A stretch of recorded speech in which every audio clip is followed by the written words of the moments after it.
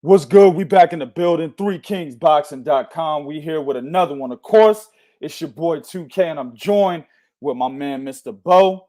Listen, dog. I I'm gonna jump right into this shit, man. We you know what I'm saying? We ain't gonna do nothing. We ain't gonna stall Nope, them out. We're gonna jump right nope. into this shit, And it's bro. fucked up because if you motherfuckers didn't join in, you're gonna be assed out. This is gonna take 30 minutes. We're gonna be done by 2. Yeah, this gonna be quick. Oh yeah, good point, man. Niggas gonna come on. Oh, what the fuck? You niggas is normally on longer than this. No, nigga, we're done. We're Exactly. done. I can hear myself on your end, bro. Yeah, I got it. But check, man. I don't understand how cats was saying that Jamel Herring was going to beat Shakur Stevenson, man. Before I jump into that, shout out to my man Still Proven. He put $4.99 on it. He said, let him down, Semper Fi. I'm just saying, Bo and Airman wouldn't have let that happen to him. Oh, we talked about that before the fight. But it was right after, actually it was right after the first round. We was talking about that shit. Yeah. Like, man, you can't let that type of shit happen. My thing is this, man, from what I've seen, and I really like Jamel Herring. We interviewed him. Good Sure dude, did. man. Sure Really did. nice guy, right? But I had made a post on Facebook. I said, man, that nice guy shit can be a detriment in the boxing ring, bro. You know what I'm saying? Like, you could be a nice guy and always being respectful to your opponents and shit and smiling, laughing, and, you know, always want to be friends with motherfuckers that you could possibly fight, like this situation right here. But when it's time to get in a ring with that person or get in a ring, period, you might not have that dog when you need it. You see what I'm saying? Mm-hmm. And that's the fucking problem that Jamel Herring had, man. He didn't have that dog. Listen, man, no man is going to disrespect me in the way that Shakur Stevenson did. And I'm not going to have that man feel me. You know what I'm saying? Like, he going to Exactly, feel bro. me, dog. Like I was telling Bo during the fight, I said, hey, man, if Shakur Stevenson, if I'm Jamel Herring, I'm getting inside. I'm hugging this nigga. I'm hitting this motherfucker in the dick. I'm gonna hit him in the back of the head. I'm gonna hit him in the hip. I'm gonna elbow and headbutt this motherfucker. Right? He might win the fight, but he's gonna go home with damage. Yeah. You see what I'm saying? He gonna feel me, dog, because of the disrespect that he had for me before the fight. And especially when I'm thinking, hey man, we supposed to be cool, which Jamel Herring in this business should have never been thinking like that. Exactly. Should have never been thinking like that in this fucking business, man. Right? He This even is said that at the end of the fight. right. He did say that at the end of the fight, but this is a cutthroat business, and that's why I was. While I like Jamel Herring, good dude, nice guy, right? Probably the nicest dudes in boxing, to be honest with you, right? Xander Saez is a close second, right?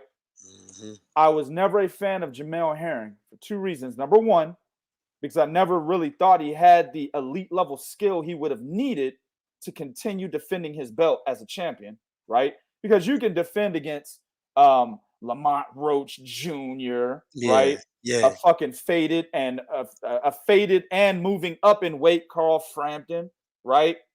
Jonathan Akendo, nobody actually knew the nigga. You can defend against those guys, right? But when that elite name comes in, which is a Shakur Stevenson, he was a WBO champion at 126, came right up to 130, was the immediate mandatory, right? Per WBO rules. Once that big name and that elite fighter comes into your division and becomes your mandatory, you're done. I knew that about Jamel Herring.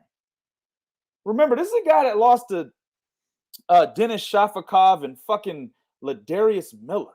Let me repeat that.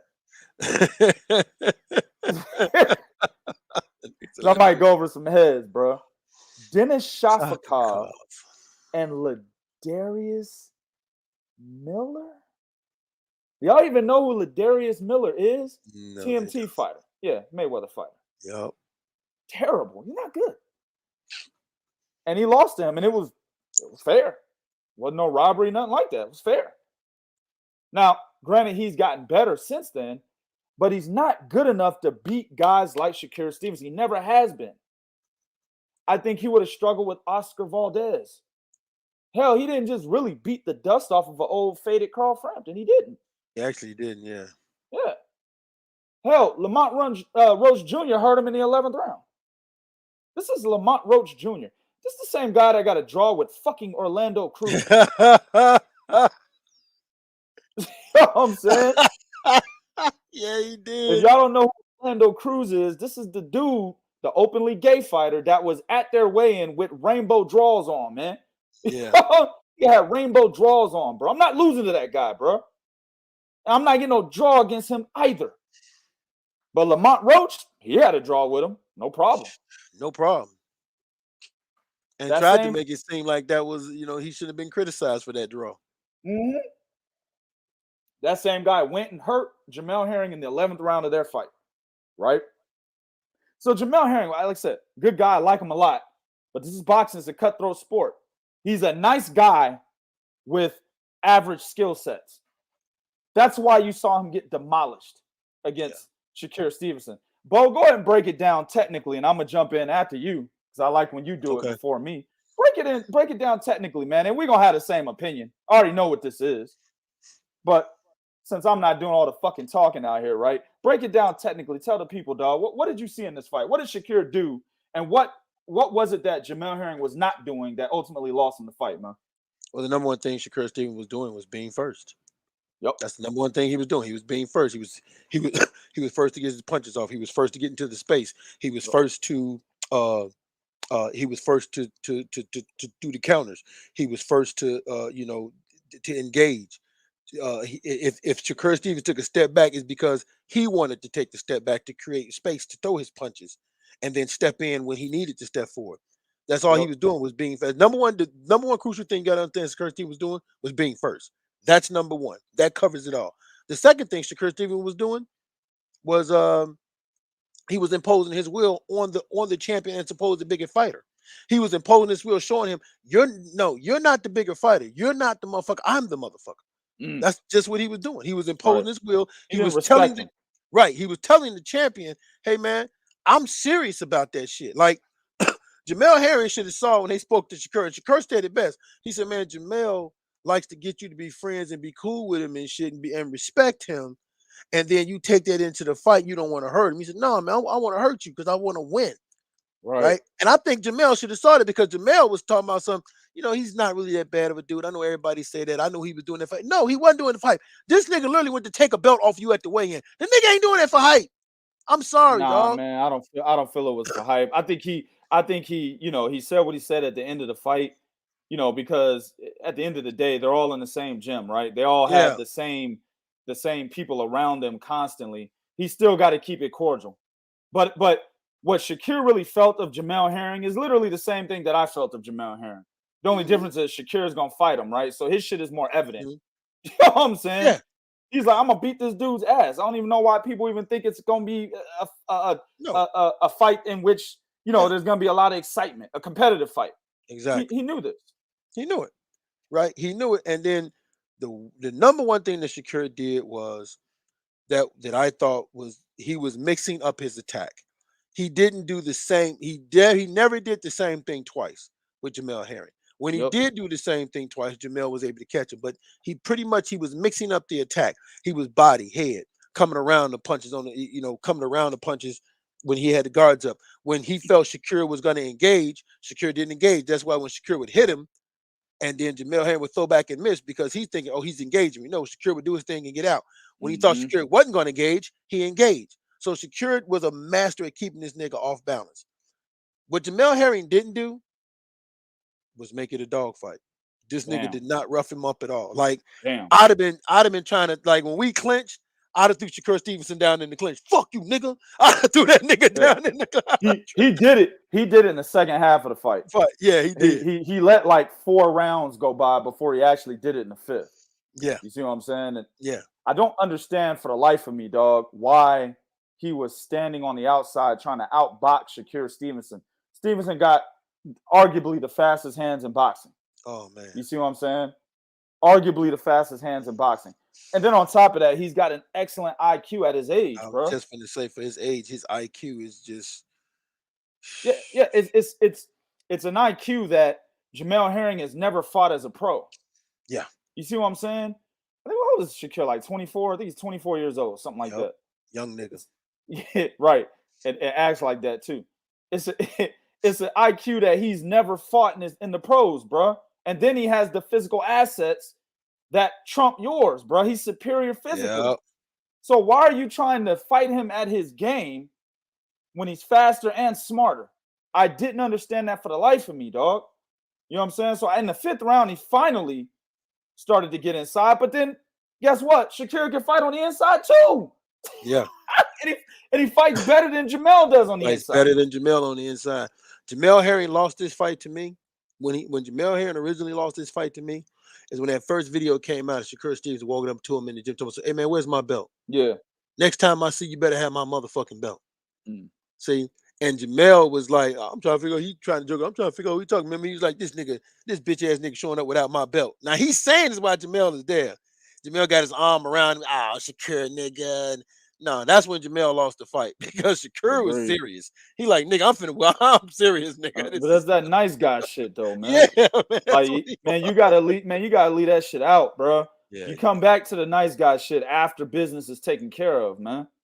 But I mean, Shakur played it right. He played it right from outside the ring, pre-fight, all the way in the ring, and then post-fight.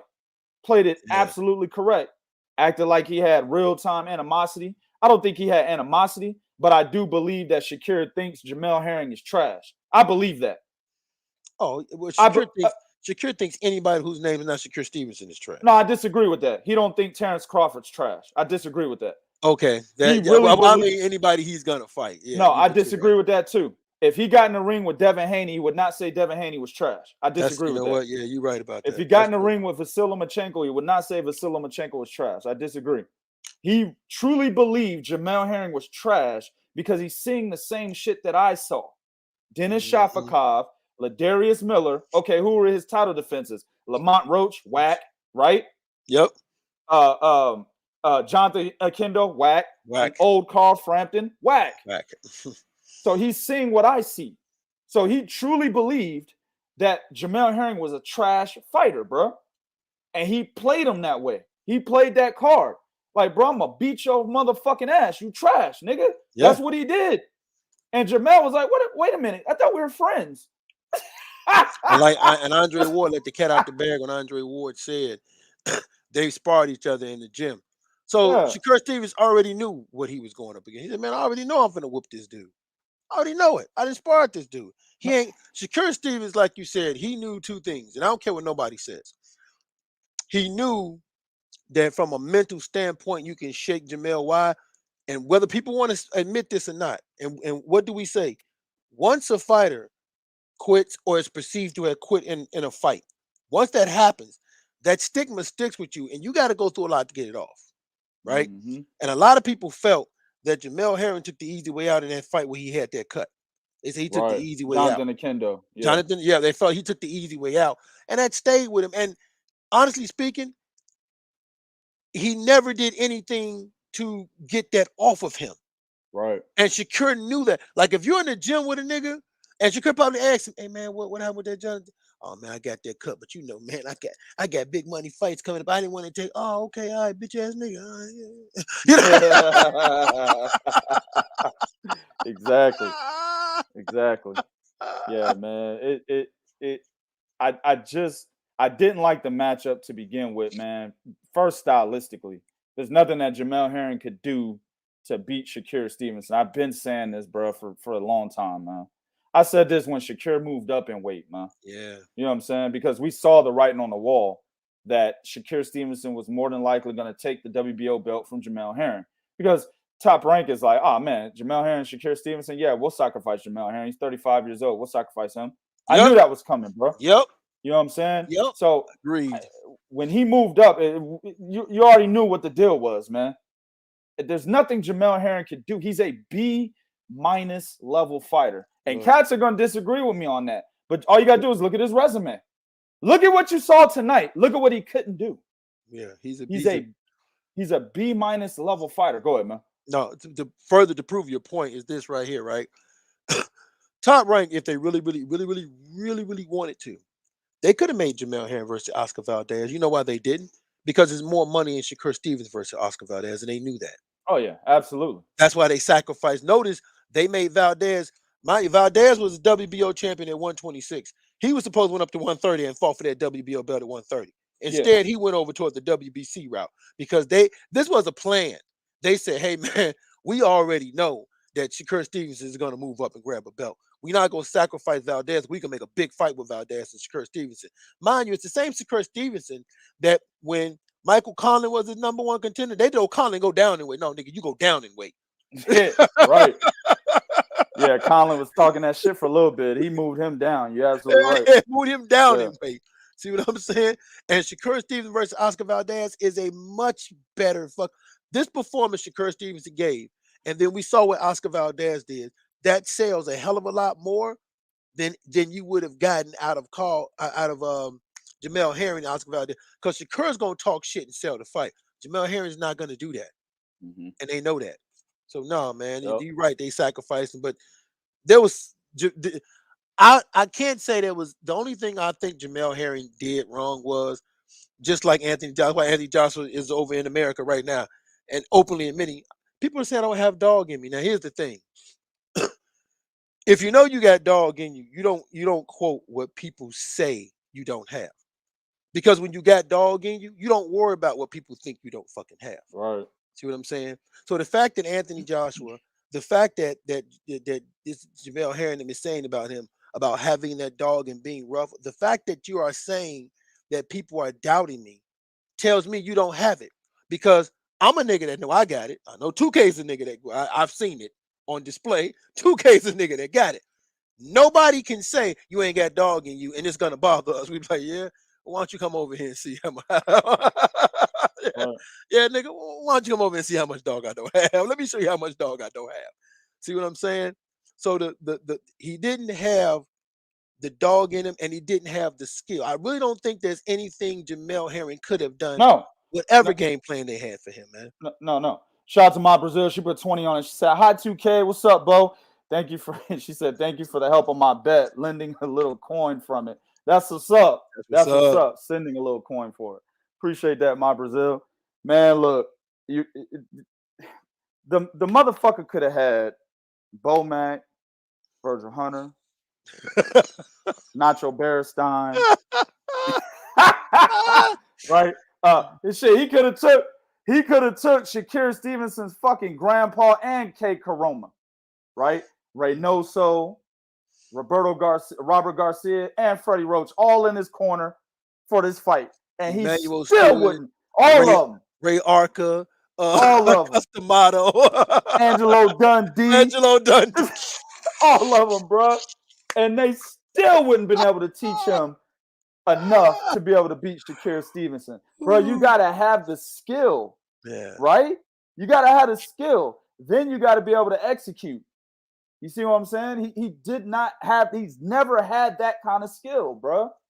And that's why I told cats, the most I ever said, and y'all go check my Facebook post, the most I ever said about this fight was, I hope Jamel Herring raises his level for this fight. That's what I said.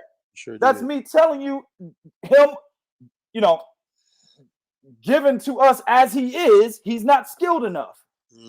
So I hoped he raised his level for this fight, because we've seen that. Daniel Jacobs versus Triple G. Daniel Jacobs raised his level for that fight. And you know what's fucked up about that to this day? I'm haunted by your words. When we was talking about Jacobs and Canelo, you say, hey, man, you still hung up on what that nigga look like with Triple G. He'll never be that good again. No, he'll never do it again. And you say he'll never be that good again. You know what? Shit, that's a good point, because that's what Jamel Herring needed. He needed to understand that Shakur Stevenson was way better than him, bro. And he needed to understand that I have to raise my fucking game or I'm done. Where does Jamel Herring go? Somebody said he could move up to 135. I don't remember who said it. No, Facebook or here. This motherfucker will take 17 L's at 135, man. That's not the spot for him. You know what I'm saying? Actually, 130 is where down to 126, man. 130 is where he's at. 130 is where he needs to be. 126 be too small for him.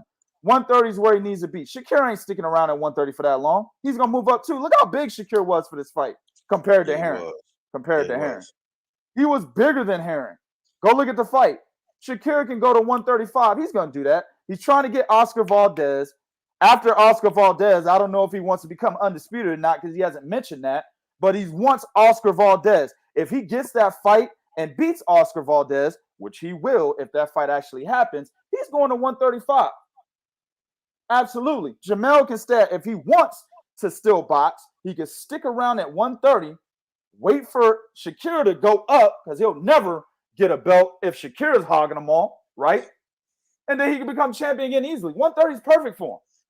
It's perfect for him. 135, this motherfucker will start collecting L's like Chop Corley's doing right now, bro. Motherfucker leave 135, nigga record be 34 and 36. You know what I'm saying? Ain't nobody he could beat at 135. Not even the B level niggas he can't beat at 135, man. Well, he could beat who? Jamel? Yeah. Oh, Who no. he beating at 135? At B level to A level. Who he beating? No, you said B level. I don't consider Rolly Romero B level. Yes, he is. So you Rolly think B Jamel minus. couldn't be? You think? Oh, No. You think? Rolly Romero beats Jamel Herring. Absolutely. Absolutely, dog. He beats Jamel Herring. He beats Jamel Herring. Yes, Jamel Herring's not that skilled. Oh, man. No, I'm just messing with you. He fucking Vasil Lomachenko murders the nigga. Metro Rivera beats him, right? Yeah. I think motherfucking George Camboody might beat the nigga, man. Oh, now hold on, man. Wait a second now. Hold on, man. I gotta support my American brother. He might lose to Cam Booty. Oh, that's that nigga said he might lose. Man, I like Jamel Herring, man, but this shit is real shit. I'm not gonna lie to you, dog. I've never been a nigga to lie to people, bro, about shit, bro. You know what I'm saying? This is real shit. He does not have the skill. Think about that fight with Cam Booty. Cam Booty is an outside fighter with faster hands than Jamel Herring. Cam Booty got fast ass hands too. He got no pop. He's not very smart. Yeah. But you just saw Jamel Herring have trouble with fast hands. That might be a split decision loss. I put money on that. I don't think he beats Richard Comey. Ooh, I don't think he does either. You know what about Yvonne Mendy? That's a good fight. Yvonne Mendy's sneaky, man. Ask Luke Campbell. No shit. That's a good fight. But that's the level I would put him at if he went to a 135 is Yvonne Mendy. Javier Fortuna, Luke Campbell and shit. That's the level I would put him at. Go ahead, man. I don't think he beats Jorge Linares. Well, Jorge is. His hands are too fast. His hands are too fast. His hands are fast, but Jorge be sitting in the pocket too much. But you're right. It's a good fight. It's a good fight. I can't say you can't beat him. I don't know. Jorge looks. You gotta remember who Jorge Linares is, man. This is a motherfucker that could be winning a fight and then get knocked out in the last round. Antonio DeMarco, right? And then he's a motherfucker that comes in and then gets knocked out in the first round. Who was that? Sergio, what was that boy name? Sergio, not Martinez. Sergio Rodriguez, I think it was, right? Yeah. You know, he's a guy that moves up and gets knocked out by Pablo Cesar Cano. Oh, God. See what I'm saying? So Jorge Linares is probably one of the most inconsistent active fighters today. So I will never hang my hat on a Jorge Linares, bro, and say this nigga will beat somebody before that fight actually takes place. Nope. Man. So I don't know, man, but look. At the end of the day, the point being, right, this was an easy fight to call stylistically. If you know boxing, you know how to compare styles, and you don't, and listen, this show right here shows you guys how objective we really are. Because I told you guys in the beginning, I really like Jamel Herring as a person. But just because I like him as a person, and let me say this, I fucking don't like Shakur Stevenson as a person. Never have. I can't stand Shakur Stevenson.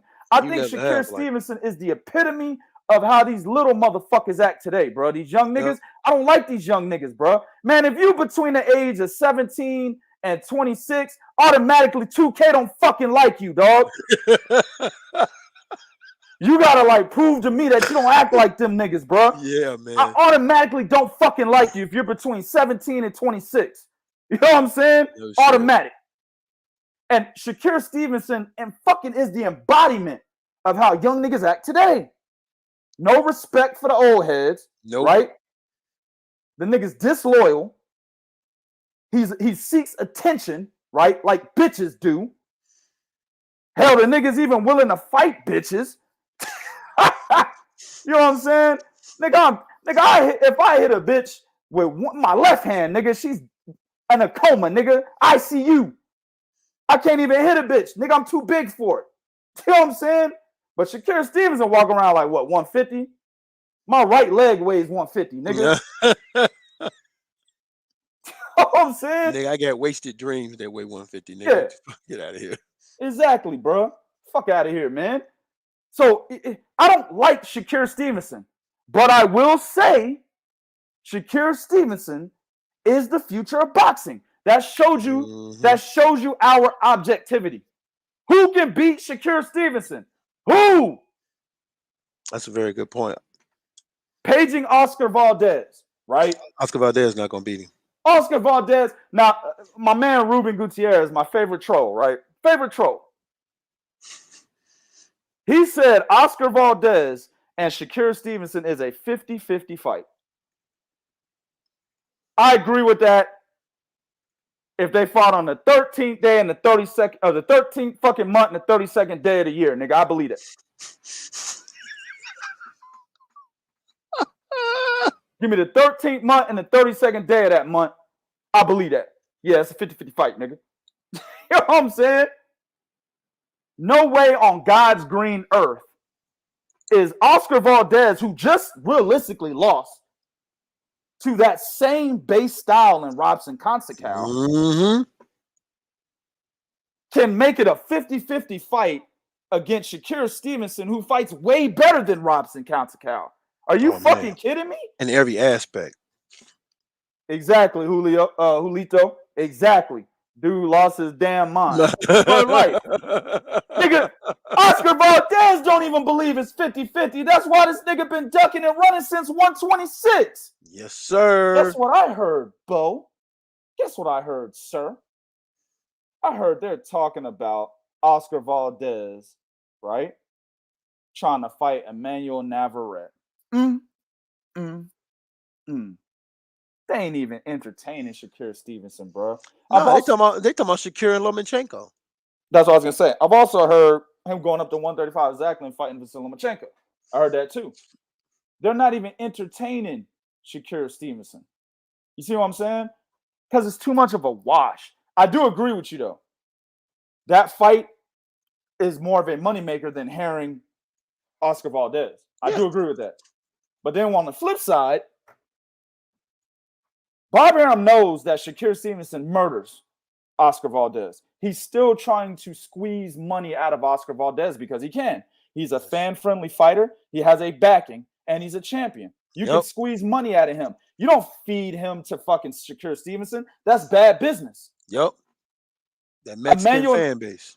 Emmanuel Navarrete is the perfect fight for Valdez business-wise because Mexicans are coming out from all over. Them niggas coming out of the rocks for that shit. You gonna see, it's gonna look like a motherfucker stepped on an ant pile, dog. That's how many Mexicans you gonna see. That's how many Mexicans you gonna see, bro. Gonna be like a quinceañera. Hell yeah. Hell yeah. The quinceañera. Music playing.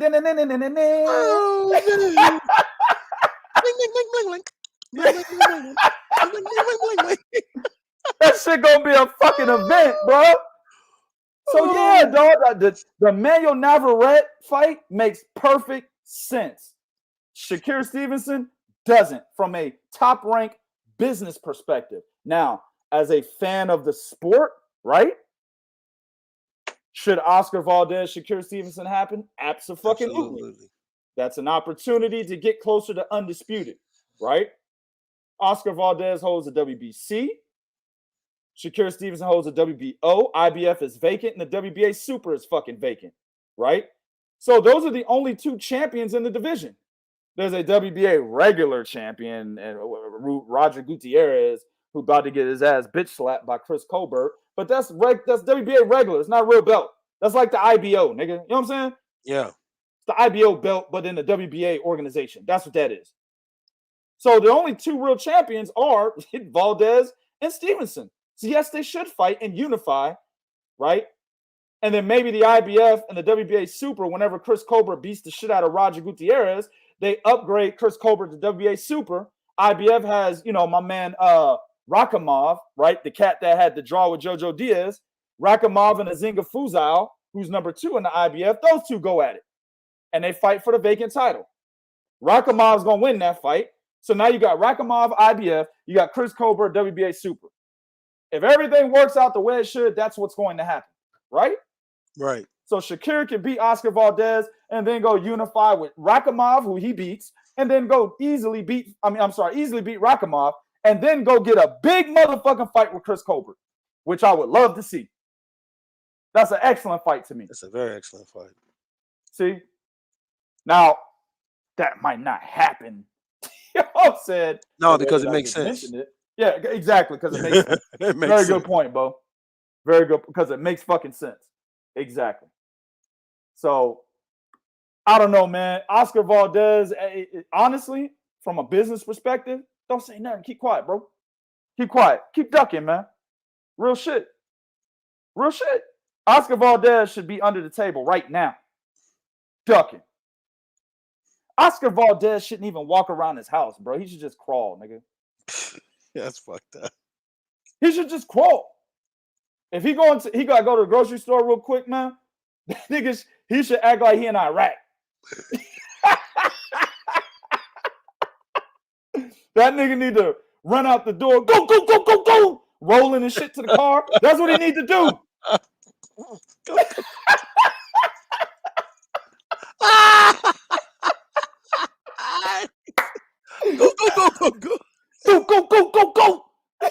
That's what he needs to do. Hey, you say that nigga should walk around like he trying to avoid immigration every day. Mm-hmm. Niggas should walk around. Hell yeah. Get down, Holmes.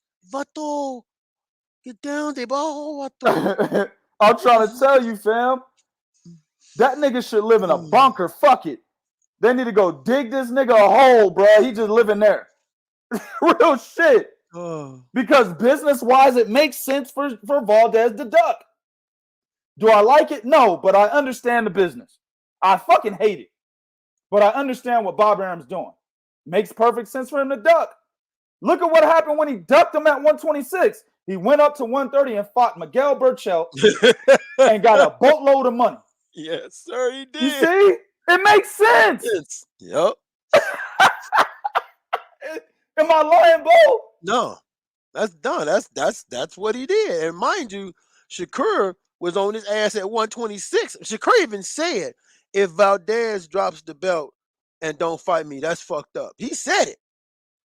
Right. Right, bro. That's real shit, man. He should duck that nigga, man. Listen, let me tell y'all what. Okay, let me tell you exactly what happened, right? Because remember, Shakur Stevenson was number 1 for the WBO and WBC. He had his pick who he wanted to fight. Right? That nigga had his pick.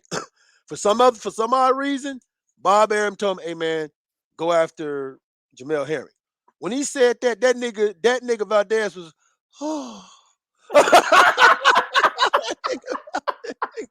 that motherfucker exhaled more than Angela Bassett. Oh hell no.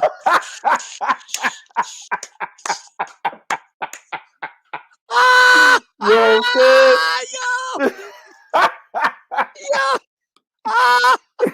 that nigga exhaled more than Angela Bassett, bro. That motherfucker couldn't wait. Woo! Man, I didn't know what you was gonna say, Bob. I was just waiting to exhale. Fuck out of here.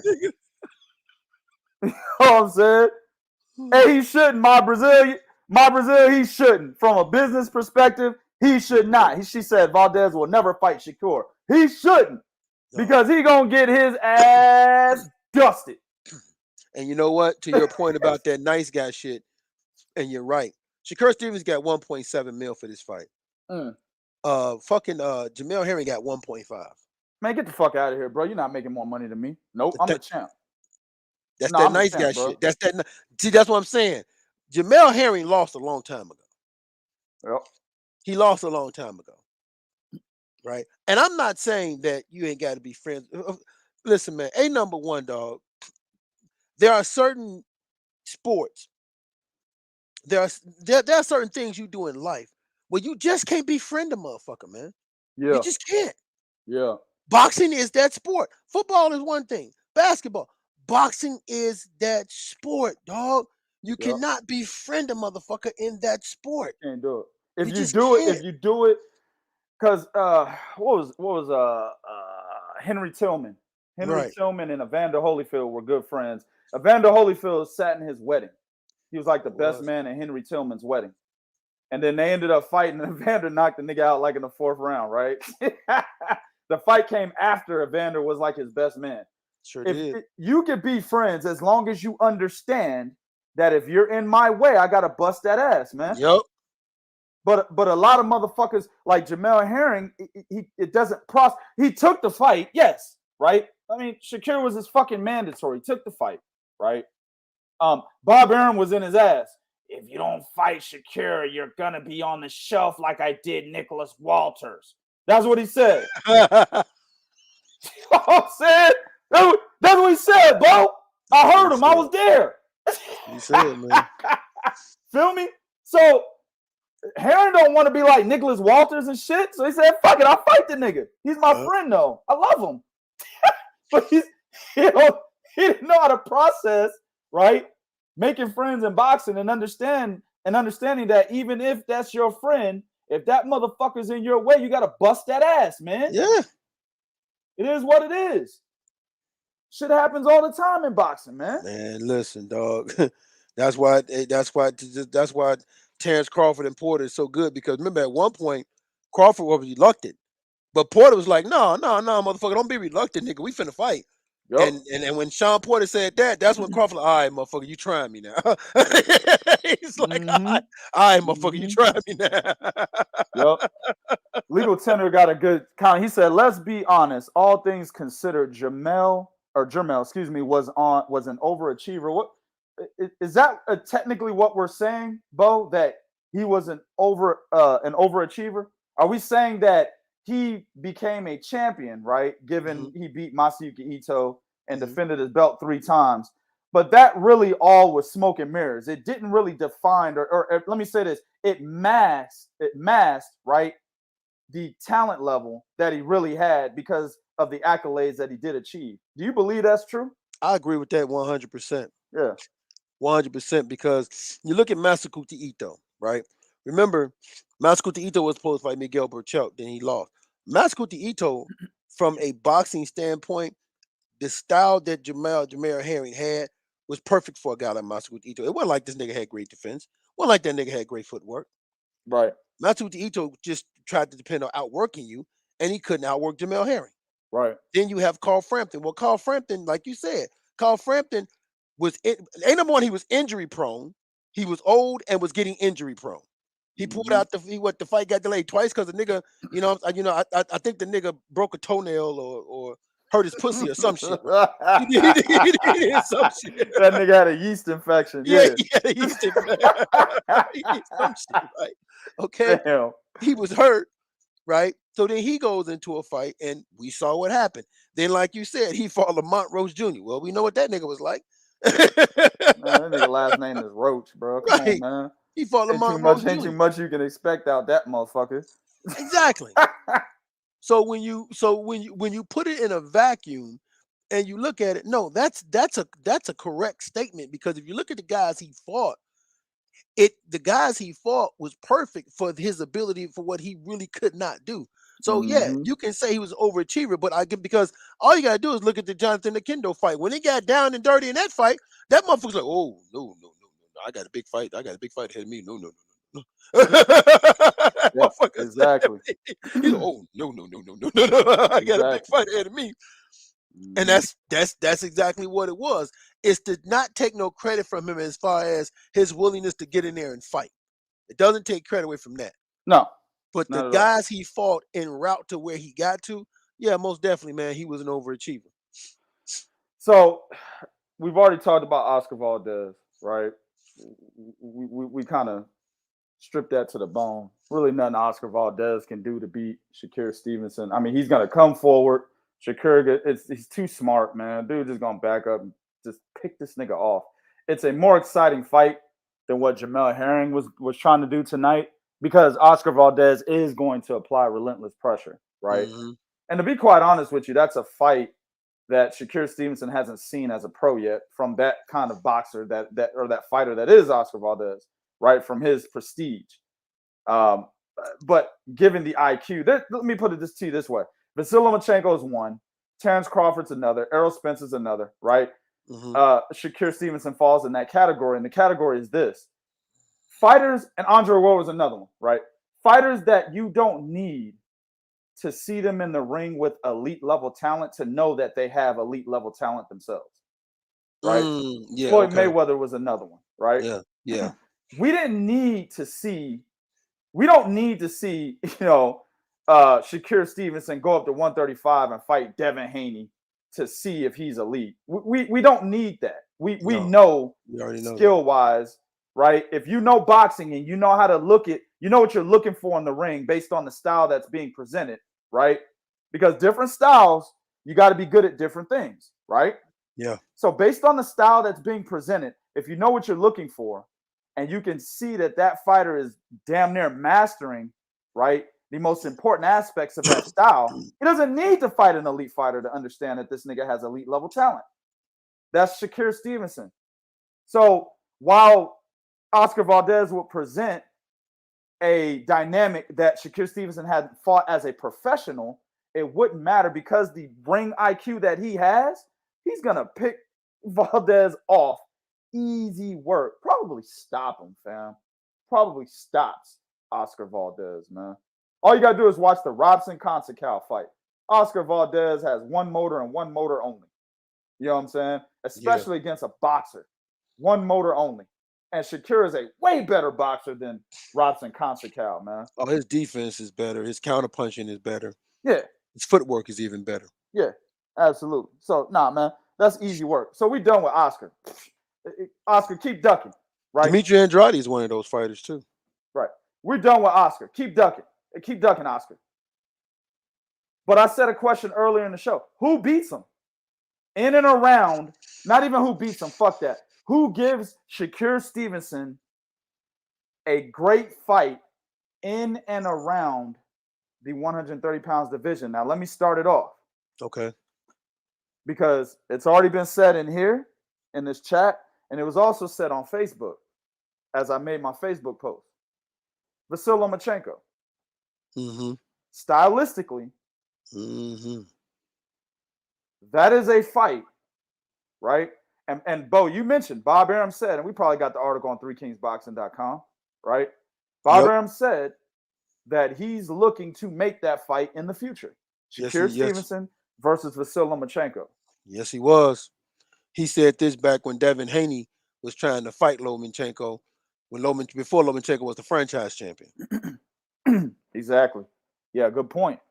My only problem with that matchup, right? Now, I'm not looking at Vasily's age, but he's in that mid-30s range, right?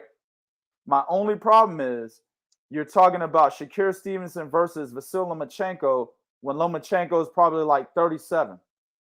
I don't like that. Right now, yes, let's do it right now. But I don't want Stevenson versus Lomachenko in 2025. I don't want that. You know what I'm saying? In 2026. I don't want Loma might not even be around by then. Right? At the most 2023. At the most. You know what I'm saying? But if we're talking Loma, Shakur after 2023, not interested. No, but that's when Bob's going to make it. Bob is going to make it when he know Loma is caught at the tail end because, he loves doing those passing the torch fights. That's why he's so mad at Manny. Manny was supposed to pass the torch to motherfucking Terrence Crawford. Yeah, exactly. He was supposed to, but Manny didn't want to fight. Shit, Freddie Roach didn't want the goddamn fight. He came out and said it was too risky of a fight. Yeah. Right? So they didn't want that fight at that time. It is what it is. But as far as I'm concerned, Vasily has already passed whatever torch he had to Teofimo Lopez. That's already taken place. So this will really just be a interesting matchup, kind of like Vasil and Guillermo Rigondeaux, right? A fight that really wasn't needed, but an interesting matchup. Shakur doesn't need to fight Vasil Lomachenko, but it's a fight that we would like to see because of the intrigue, because of the style clash. Yep. But it's not a fight that nobody needs that fight. Vasil don't need it, and Shakur don't need it. Shakur can go a totally different path, right, and get to where he wants to be, one of the biggest stars in boxing. He could do that, going a different path without having to go through Vasil Lomachenko. It can absolutely happen. But when we're talking about, guys that are the best at 130, around 130, 126, 135, let me put it this way. If I look at the WBO rankings at 130, I'm gonna go down. We're gonna go down them right now, dog.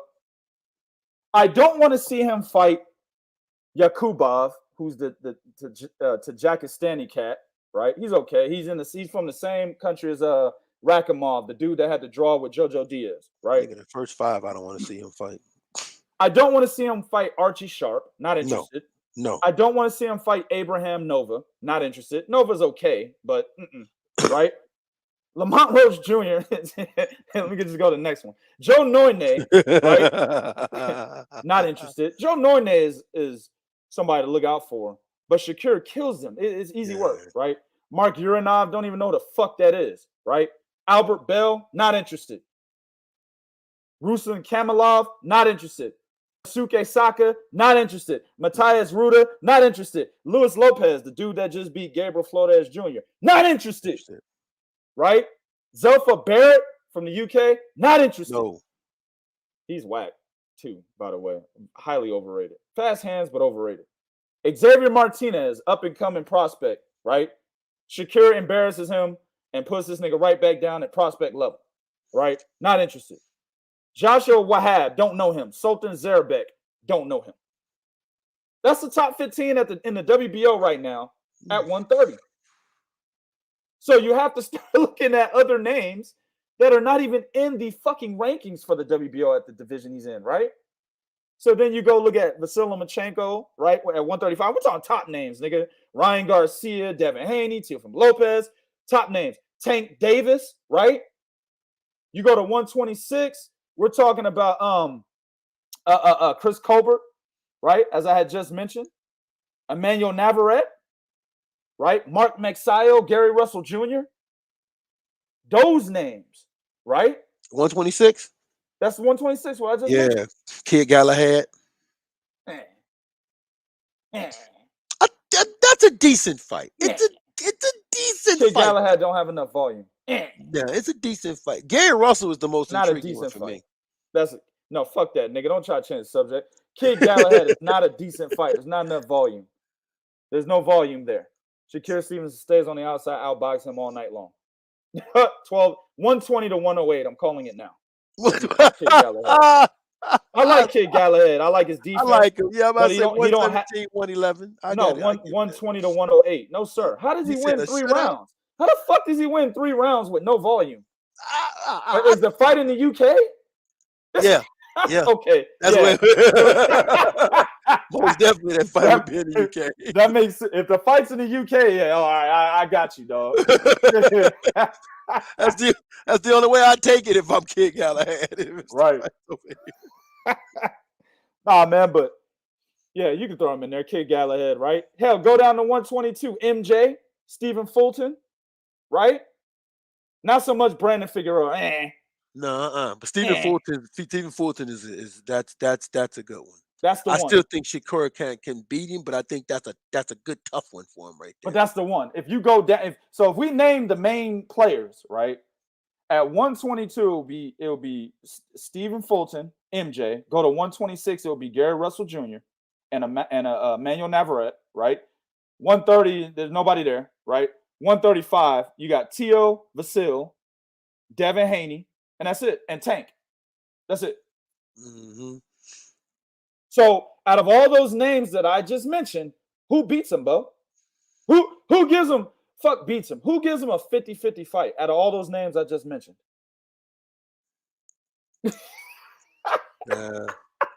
T.O. would probably be the closest. I think T.O. would be the closest. Devin Haney would be kind of close too. And that's probably, yeah, those two. So Tank and Tio, give them the closest fight. No, Devin Haney and T.O. I think would give him the closest fight. Devin Haney and Tio, give him the Yeah, closest fight. yeah. I Yeah, think they would give him the closest fight. The thing with Tank is not as technically sound as he need to be, and Shakur could take advantage of it. Tank is he's a power puncher, but Shakur could take advantage of his technical hell because Leo Santa Cruz was doing it. I think, and I think Shakur Stevens is a much better counterpuncher than Leo Santa Cruz was. stylistically, I think that in this order, the three that give him the best fight is Vasily Lomachenko. This is stylistically. Number one, Vasily Lomachenko. Mm-hmm. Number two, Devin Haney. Number three, Teofimo Lopez. Okay. That's stylistically. The footwork of Vasily Lomachenko, bruh. Yeah, that's what you want to see. That's why I think they would wait until he starts slowing down before they Right. do that. He's got to slow down first, and then they'll put him in there with Shakur Stevenson because right now, he got good D. But them fucking angles are too much, and it's too much volume, bro. I'm not saying Shakur loses that fight. It's a good fight. I think that is a 50-50, 55-45 type of fight, bro. Yeah. Right? Devin Haney, you got two thinkers and two boxers with fast hands, bro. Excellent fucking fight. Yeah. That's another 55-45, 50-50 fight right there. Teofimo Lopez is third because Tio, while he can box, he'll fade in the second half of the fight, just like he did against Vasily Lomachenko. Right. I, to this day, still don't believe Teofimo Lopez beat Vasily Lomachenko the way the judges said that he did. Oh, he didn't. If you're a boxer and you know boxing, no, he didn't. No. The 117, judges, 111, get the fuck out of here. No, man. I think I think it was 118, 110 was the biggest scorecard, man. Motherfucker said Loma only won 2 rounds out of 12.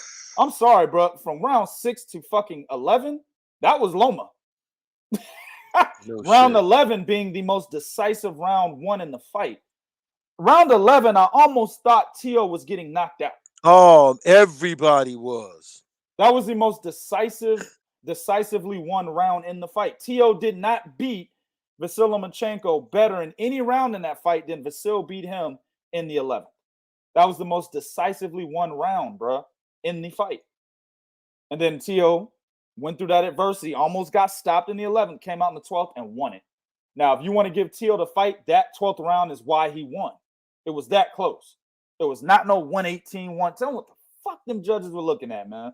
That shit pisses me off, bro.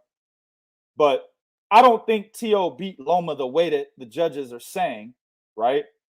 So he fades in the second half of fights against elite fighters. I think Shakur would beat Teofimo Lopez. Somebody in here said Lopez will beat Stevenson. Julito or Julito, I don't know how to pronounce your name, Medina, he said it. But Julito's known on Facebook. This motherfucker be all over this nigga Tio. So I know where that's coming from. He be all over Tio, bro. So, nah, man, Tio fades in fights, bro. He would lose a decision to Stevenson because as Teofimo Lopez is fading, Stevenson still has the ring IQ, the stamina, and the skill to keep going. He's going to beat Teofimo Lopez, man. Well, he's going to beat him because Teofimo Lopez hasn't proved to me from the Nakatani fight that he can deal with a boxer. Very good point. Very good. He's yet to prove to me he can deal with a boxer. That's why I want him to fight Devin Haney. Prove to me you can deal with a boxer. Yeah, I'm not convinced Tio beats Devin Haney. No, a lot of niggas be like, I seen motherfuckers saying that Devin Haney got a glass jaw. And I'm like, where? Since when? Because he got caught, he got hurt? That happens. Boxing. No shit. Teofimo Lopez got hurt against Loma. No shit. So does he have a glass jaw now? Actually, it's probably worse because from the perspective of these judges and some of these dumbass boxing fans, Tio was winning the fight with ease. Like he was busting this nigga's ass from round 1 to round 11 to some of these people. But then round 11 almost got stopped. Visibly hurt. That's worse. So what, does he have a glass jaw now? This is boxing, man. Motherfuckers get caught. Right? Yeah. Does Terrence Crawford have a glass jaw because he got caught and hurt by Yuriorkis Gamboa? For real. Did Sean Porter have a glass jaw? Because he got dropped by a little nigga in Broner. Check left hook. Remember that shit? Yeah, he got dropped by Broner and he got dropped by motherfucking Errol Spence. So he got a glass jaw too then. Yeah. Yeah. Yeah. See? Stupid shit, bro. Jorge Linares is one of the hardest hitters in that division. That's what people don't understand. Jorge Linares has always been a hard hitter wherever division he fucking campaigned at, bro. That's I think Linares is what, a 3-division champion? Yes, he is. This motherfucker's been the hardest hitter, and one of the hardest hitters in every division he's campaigned in. Power's the last thing to go. Y'all should know that, right? Boxing enthusiast, quote, quote. Power's the last thing to go. And y'all don't believe us? Ask Michael Moore. Right. Michael Moore got dropped. He got knocked the fuck out. Laid out flat by who? But who was it? George Ford. Big George. Became the oldest champion at that time in boxing history. That was the slowest 1-2 I ever seen in my fucking life. Fucking life, dog. That was $6 million man shit there, dog. Yeah, dog. God damn, bro. That motherfucking damn 1-2 was operating off an 8-track, nigga. That shit was operating off a Nintendo 8-bit. 8-bit graphics, nigga. Yo, that nigga was operating off. That shit was operating off the AOL running man. Hell yeah, fucking AOL dial-up, nigga. You can hear it.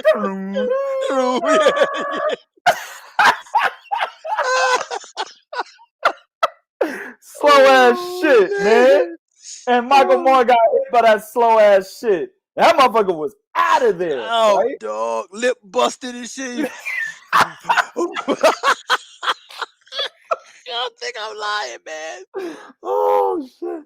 So very good example. Power's the last shit to go.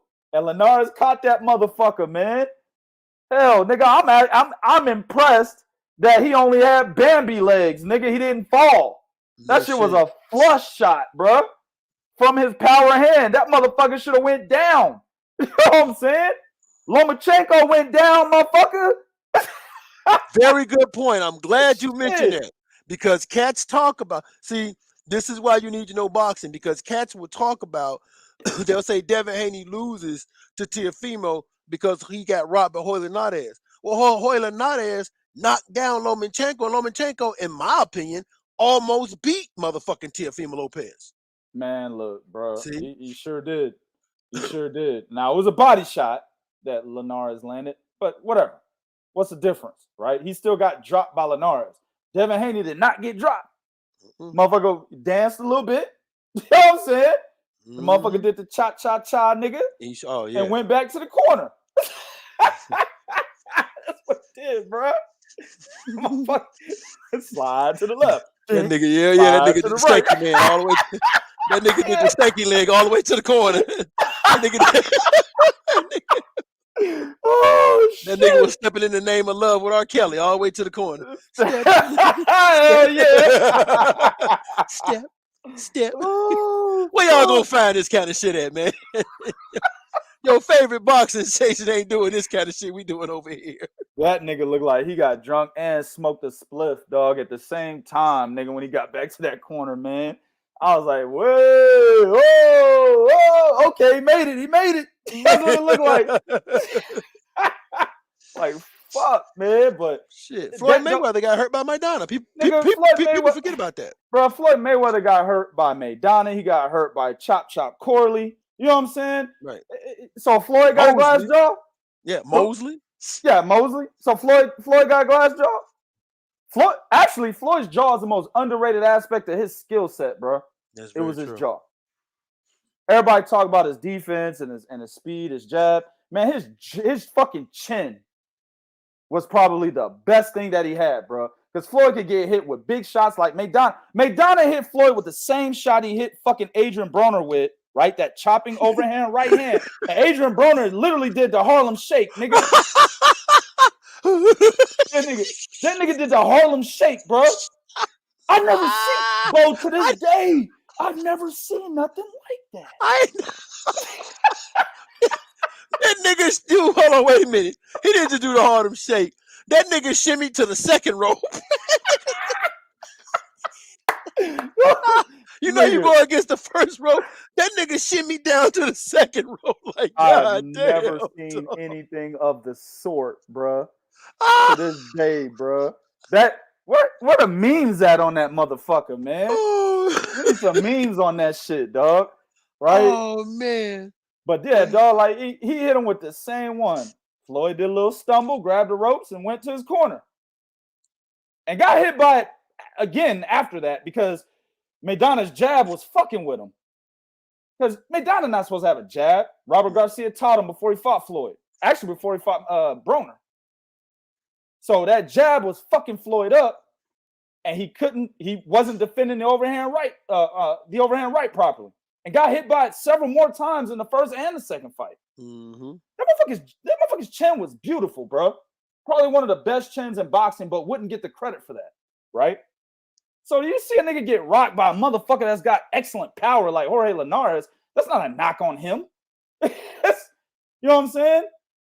Ah, man. So, yeah, I'm not convinced T.O. beats Devin Haney. I need to see that fight. So then all that pussyfooting around, these motherfuckers need to get in the ring. I need to see that shit, man. But all of those names, right, that we mentioned, in my opinion, is Vasyl Lomachenko stylistically. Second is Devin. Third is fucking is Tio.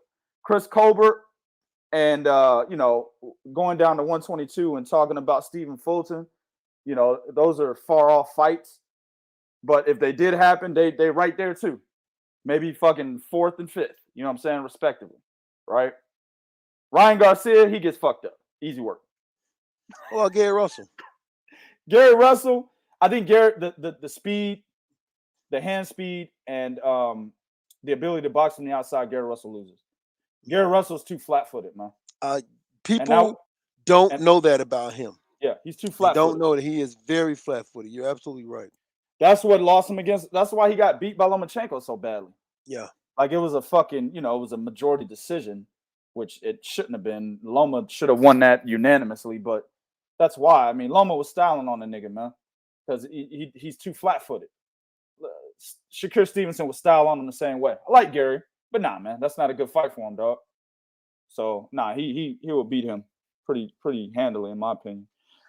All right, man. Look, check this out, man. I want to go into something because somebody had mentioned, before we went live and shit, that they went at Bomac in this fight, and me and you talked about it before we went live as well, and the discussion was basically, is Bomac is he really a good trainer? No. Is right? Is nigga answering before I'm done and shit? Oh, my bad. I'm sorry. Is Bomac, right? Is Bomac living off of Terrence Crawford's God-given talent? 100%. Absolutely 100%. And here's the reason why. It's kind of the same thing with Virgil Hunter, right? Virgil Hunter, when you look at him as a trainer, his best person he trained was Andre Ward. But now, mind you, he had Andre Ward when he was little. If you want to talk about a good trainer that can change aspects of the way you fight and make you a better fighter, that's Robert Garcia. Yep. Emmanuel Stewart, the late great Emmanuel Stewart, God rest his soul. The late great, Emmanuel Stewart. Very few trainers today can take a fighter and make them something better than what they were. Like even Anatoly Lomachenko, you have to be part of that lab with them. Mm-hmm. You know what I'm saying? You got to be part of the lab with them motherfuckers, right? You can't just be somebody walk in. You got to be part of that lab. Eddie Reynoso is another trainer who is decent, but he is because of what Carnelo does that makes him better than what he is. Because when you look at him with Andy Ruiz, I didn't see anything different about Andy Ruiz when he had Andy Ruiz, right? Ismael Salas is pretty decent also, right? The thing with Ismael Salas that makes him good is he teaches you the basic, which is part of the Cuban school of boxing over there at Mundo Boxing Gym. So he teaches you the basics. He don't necessarily change you as a fighter. He just try to give you more of the basics. But Bomac, in two fights, Bomac is kind of like Angel Garcia, which is everybody thought Angel Garcia was a good trainer because of the ring IQ and the chin of Danny. Once that ring IQ of Danny was up against another fighter's ring IQ that was equal to or better, then we saw how unprepared of a trainer that Garcia was, because the other trainer on the other side is the reason why Sean Porter's father, Kenny Porter, IQ was higher than Angel's. That's why Sean Porter won. Yeah, absolutely. You know what I'm saying? That's why Sean Porter won. And say what Mhm. you want about that gangsta ass motherfucker Kenny Porter. The nigga ring IQ is good. I gotta give it to him. Kenny Porter's not a bad. He's not a bad trainer. But again, he's one of those guys that needs to stay where he's at. I don't want to see Yeah. him branch off, try to train somebody else. No. And Kenny Porter knows that. Bomac is living off of the fact that Terrence Crawford's ring IQ is elite level. It's Floyd Mayweather-esque. It's Andre Ward-esque. That's what he lives off But it of. had to come from somewhere, though, Bo. It didn't come from Bomac. Damn. I'm sorry, but it didn't. It didn't Oh, come from shit. Bomac, because if it came from Bomac, I would have seen a better. I would have seen a better Maurice Hooker. Maurice Hooker's been on the declines. Maurice Hooker been on the decline ever since he got over there with them. But Maurice Hooker was trash from the get-go, man. And he didn't make him no better. Yeah, I mean, well, let me say this. Remember, I'll take you back to 2015. He got his ass whooped on the undercard of fucking Andre Ward and Kovalev against Darlys Perez.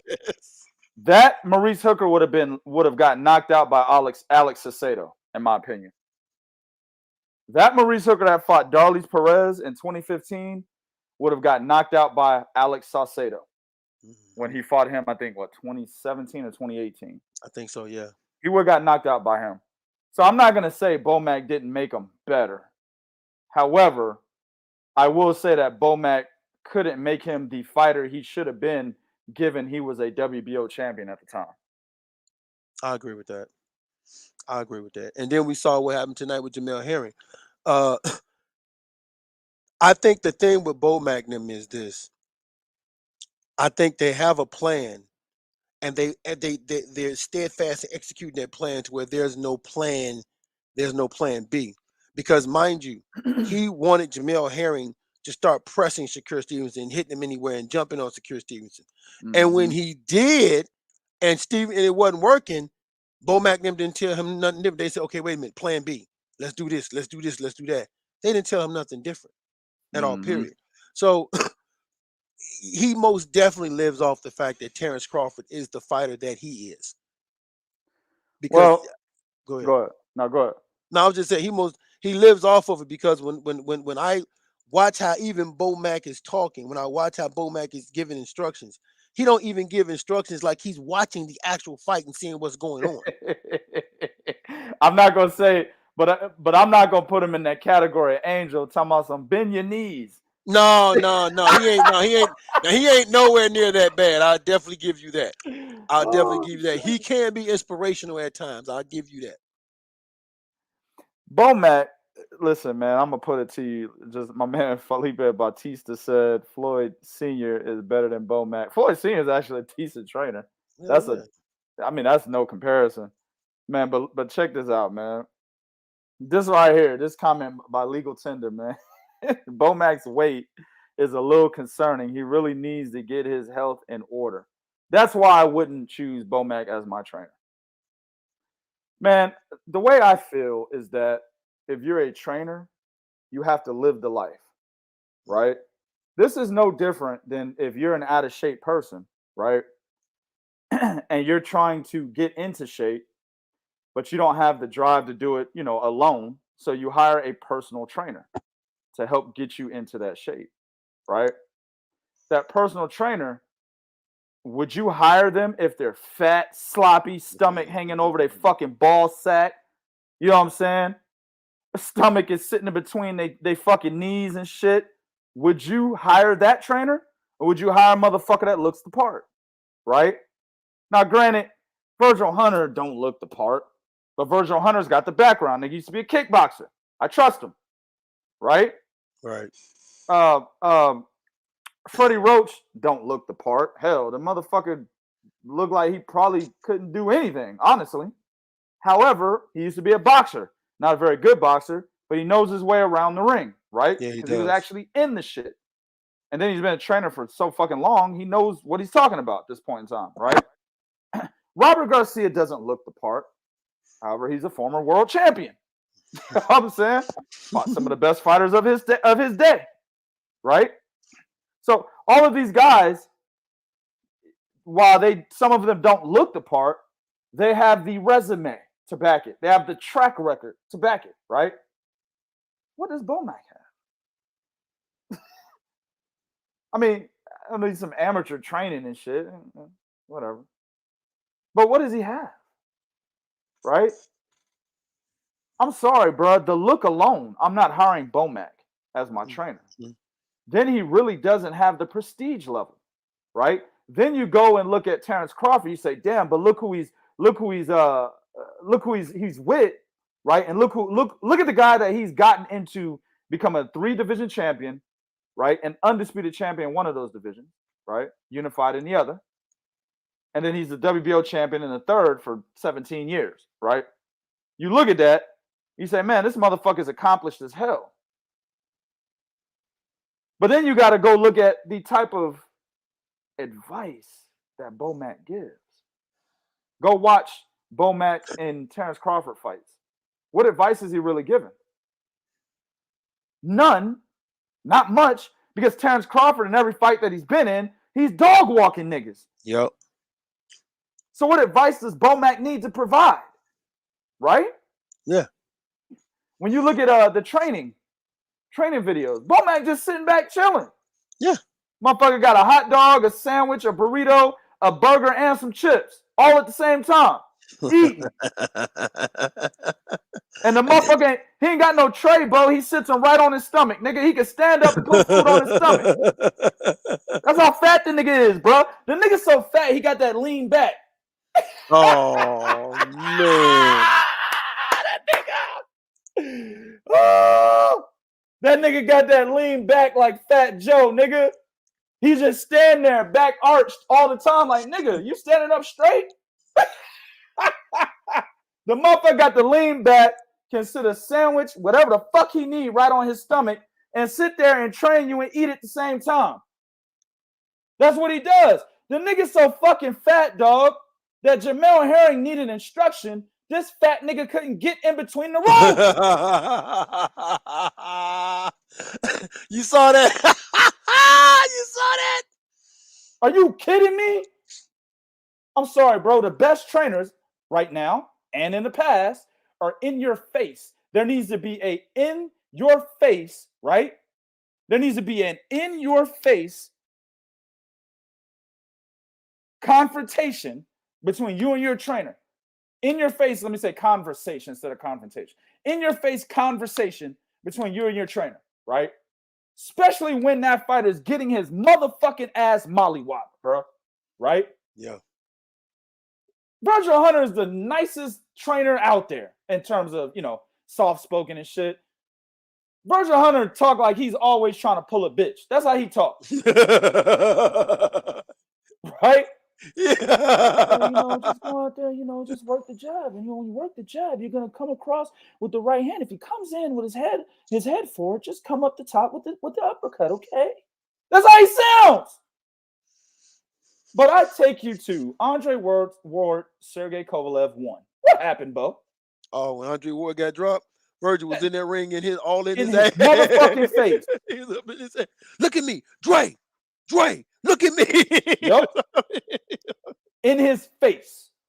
This makes champions. Right? Yeah, he was. Yeah. A whole nother Virgil Hunter y'all never seen before. Right? That's what's needed. Bomac fat ass can't do that from the side, nigga. This motherfucker hanging over the ropes. Yeah. So what you need to do? Basically, when you go out there, just be aggressive, add pressure. Make sure you add more breath. Shit, nigga, goddamn, boy, you know what I meant. Go ahead. Listen, Bomac is the nigga when you coming back to the corner, he giving himself the water. Said, nigga, I had to get up on these ropes. Oh shit. My wife was clowning this nigga, bro. Man, we watching the pre-fight shit with Jamel Herring. He in the ring and shit, man. And there's this bag that's hanging off the top. And Bomac is pushing the motherfucker. Jamel's hitting it. And he's moving around the bag and he's hitting it. You know, basically kind of trying to keep it in place. And when it gets towards Bomac, Bomac will push it. This nigga Bomac, all he was doing was just pushing it with one hand. This nigga sweating like a motherfucker, bro. I'm like, oh, come on, Bomac. You ain't doing nothing but pushing the fucking bag.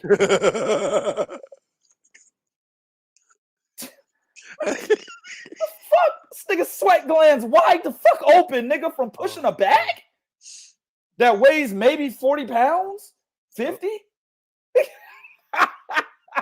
No, I need a trainer that's going to be in my face. I need a trainer that's going to run with me. I need a trainer that's going to move in the ring with me, right? I can't have a guy that looks like that motivate me in a fight. It can't happen. No. And then on top of that, there's evidence based on this fight here that Bomac really doesn't know how to advise his fighter when he's going through adversity, because the fighter he's always training is Terrence Crawford. He never goes through adversity. Went through a little bit with Yuriorkis Gamboa. That's it. But Bomac didn't tell him anything in that fight. He did not. Exactly. That was Terrence Crawford decided, let me see what happens if I switch. Exactly. You're absolutely right.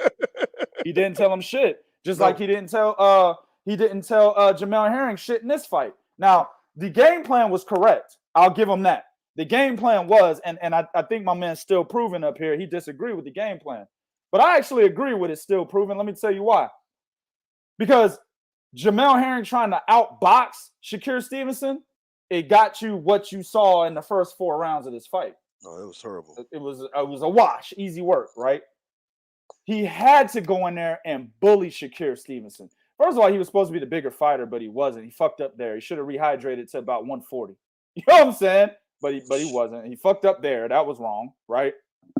But anyway, he should have rehydrated about 10, 15 pounds higher. Went in there and bullied Shakur Stevenson. It wasn't about hand speed, right? It wasn't about too much of the jab. It's about footwork, right? Trying to stay in line with Stevenson, move where he moves, get in close, move your head, and bully this motherfucker. That's what this was about. Yep, agreed. Right? So the idea that Bomac and Jamel Herring concocted was correct. He should have done that. However, when he was doing that and it no longer worked, Bomac was just like, shit, nigga, I don't know. Yeah. and you know what? At one point, the nigga told Jamel Herring, you see that? He's slowing down. I said, what fight you watching, nigga? What fight you watching? Like the nigga was hoping. He was hoping that was happening, Bo. He hoped it was happening. Nigga lying to himself. Man, look, I don't remember what commentator was. I don't really pay attention to niggas. But he fucking said, yo, Bomac, I just finished talking to Bomac. Bomac said that, you know, getting on the inside and getting close and making this a dogfight, this is the only way he could win. This is like by like round 9. But Bomac, we've already seen this. So what else can you tell your fighter? Exactly. Exactly. What else can you tell the guy? There was nothing else that he could tell him, bro. That's why I say Bomac is not a good trainer, bro. Yeah. Absolutely not. He's down. In my opinion, Bomac is probably down there with Ruben Guerrero. Ruben Guerrero can work with Robert Guerrero, but can't work with nobody else. I agree with that. Right? Now, that sounds like Kenny Porter, but Kenny Porter is a smarter trainer than both those guys. You see what I'm saying? So it's not Kenny Porter. It definitely ain't Angel. Angel's way down there. It ain't him. No, yeah.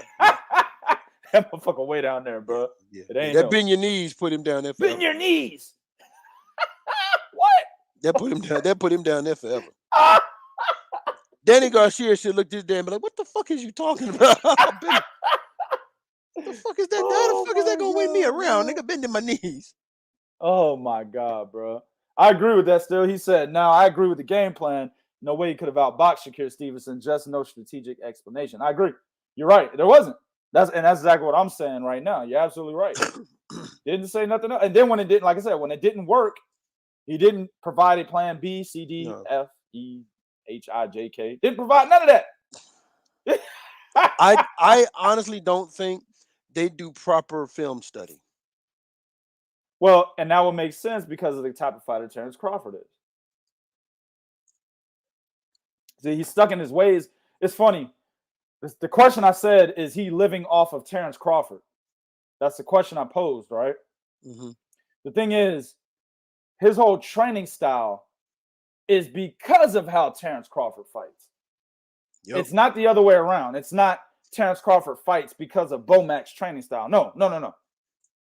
Bomac's training style is because of how Terrence Crawford fights, bro. It's kind of like Virgil Hunter. Virgil Hunter's training style is because of how Andre Ward fights. Yeah.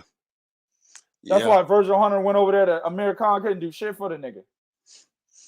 He's been in several camps, man. He can't do shit for him. Andre Berto, he's been in a lot of camps. Yeah, can't do shit for him. Right? So at the end of the day, man, yeah, Bomac is probably down there. He's down there at Ruben Guerrero. That's where I'll put him at. Nigga gonna get mad. I don't give a fuck. Nigga, eat a sandwich, bro. I'd treat the nigga like Baby D, nigga, and put a chocolate chip cookie on the windshield, nigga. That motherfucker won't say nothing. Oh, that's I bet you nigga don't even know what movie he talking about. Slide that chocolate chip cookie down the front of that windshield. That nigga won't be mad no more, nigga. Hey yo, I'll put out an old school Suzy Q on that nigga. Suzy Q, nigga. Hell yeah. That's a real, that's a real Suzy Q, my nigga. Suzy Q, motherfucker. Shit. Ho-hos, Twinkies. He look like he lost. You go to that nigga house, bro. That's all he got in his pantry cabinets. Nigga don't even got silverware, nothing like that, bro. Nigga ain't got no cups, spoons, plates, silverware. All he got is ding dongs, ho-hos, and Twinkies, nigga, in every motherfucking cupboard and pantry, nigga. Damn, nigga, what the fuck, nigga? I got this food. What am I gonna use to eat it with, nigga? Shit, nigga, I just use my hands. No shit. No shit. I could get this nigga all day long, bro. Listen, Bomac is a nigga that's so fat. The nigga got to stand sideways in the mirror and then use a string to find that motherfucker. Oh shit! No, that nigga ain't making penetration. Oh hell no! That nigga gotta lay down flat on his back to get some pussy. That's the only way he get it, bro. Nigga, no, not flat. He gotta lay upside down with his head facing the floor so the stomach rises up, so she can see that motherfucker. God damn, bro. I tell you, man, that shit fucked up, man. Look. Somebody got mad. Somebody got mad. He said prodigy of Mark. I think that's an insult. That's that California shit. Mort. Is that what that is? But he ain't wrong about Bomac though. You a Mort. No, he said you a Mark, but he said he ain't wrong about Bomac. I got you. Yeah. Word, nigga. Word up. I don't know all the shits, dog. Y'all gotta, you know what I'm saying? Y'all gotta teach me, nigga. I'm an older nigga. You a young nigga, nigga. That's a young nigga right there. I am. Yeah, y'all gotta teach me, dog. I'm just saying. If y'all gotta teach him, you damn well know, nigga. Just give me the book and walk away, nigga. Hell yeah. Nigga, read it if you want to, shit.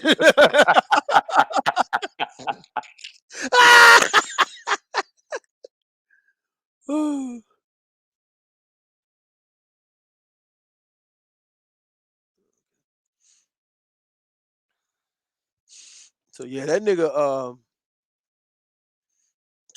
Bomac though, but from the way it sound almost as if that I think Jamel Herring probably gonna wind up retiring. I think Jamel Herring's gonna wind up retiring, man. And I think one of the reasons why is just the way he sound, man. The way he was talking, some of his family, some of his daughters. Like when fighters start talking like that, when fighters start talking like the way Jamel Herring was talking, bro, That nigga's finna retire, man. Oh yeah, yeah, absolutely, absolutely. Yeah, that nigga. I don't know, man. What did he say? I gotta go talk to my family or something He like that. said, "Well, I got to start thinking about, he said I'm a warrior. I'll fight anybody, get in the ring, but I got to start thinking about my family. I got two autistic girls, wife. I spent a lot of time between the military and boxing away from them. So, I got to go talk to my family, and I got to start thinking, this is where I got to start thinking about my family, what's important to me. And when Yeah. fighters start talking like, what's important to me? Okay, nigga. Yep. Okay, Yep. nigga. Yep. When niggas start talking like that, That's exactly what Carl Frampton said when he beat him. yeah, yeah. I talked to Oh, my yeah, he family, sure and did. then he was like, "Actually, you know what? I'm done. Fuck it, niggas. I gotta talk to my family." Then came right back. You know what? Fuck it, nigga. I'm out of here, bro. Billy Joe Saunders did the same thing. If Yep. my father say fight, oh no, fuck it, I got my millions, Mike. All right. Got my millions, Mike. Fuck out of here, man. You got anything else, man? I'm done with these niggas, man. I got my millions, Mike. Oh shit. Oh my god. All right, man. Y'all know what to do, man. Go to Caleb Plant beats 3kingsboxing.com. Canelo. What? Where you at? Hmm. Where you at, nigga? No, that's just me saying it. That's my prediction. Nigga, how the fuck you gonna shout that out while I'm trying to end the show? Anyway, man, go to 3kingsboxing.com for your source of pure, unadulterated boxing information. Follow us on Twitter at 3kingsboxing, Instagram at 3kingsboxing, Facebook.com/3kingsboxing. Now, to address what Bo just said, that nigga's tripping. Caleb Plant does not beat Canelo. It's about to be a wash, nigga. Hey, let me say this, though. I hope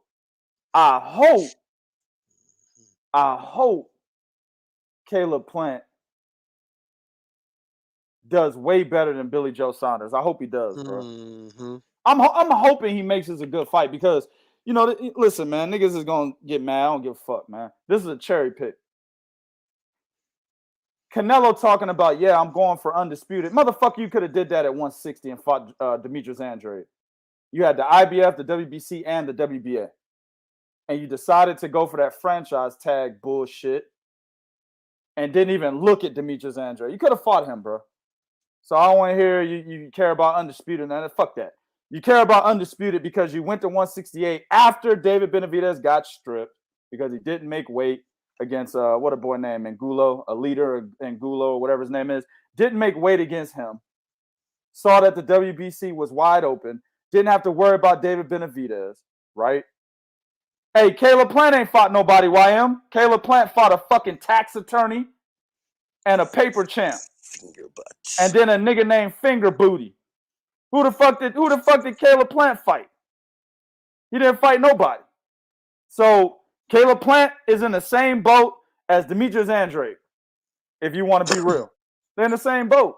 But Caleb Plant is not as good as a fighter as Demetrius Andrade. He doesn't present the same kind of risk as Demetrius Andrade. That's why Canelo went up after David Benavidez got stripped and said, "Okay, bet, give me Billy." He tried to get the WBC to have him fight fucking Avni Yildirim. They didn't allow it. So then he goes and fights Callum Smith for the vacant WBC title and the WBA. Then he fights Billy Joe. Now he's fighting Caleb Plant. It's an easier route. Much easier route. But no, I hope Caleb Plant, because of that reason, because it was a cherry pick, right? I hope Caleb Plant gives him an excellent fight. I just don't see it, bro. I don't see it. All right, YM. See, now I gotta extend this shit. What you say? Who you talking about, YM? Who's a champ, bro? Who's a champ? Who's a champ? You talking about Caleb Plant?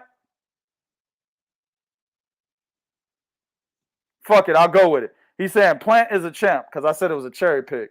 Bo, explain to him why I'm saying it's a cherry pick.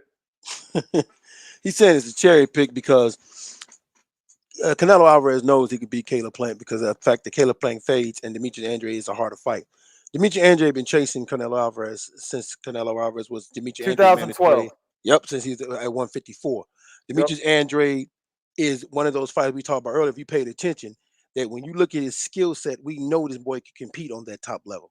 Right. He is a better boxer. He has better footwork.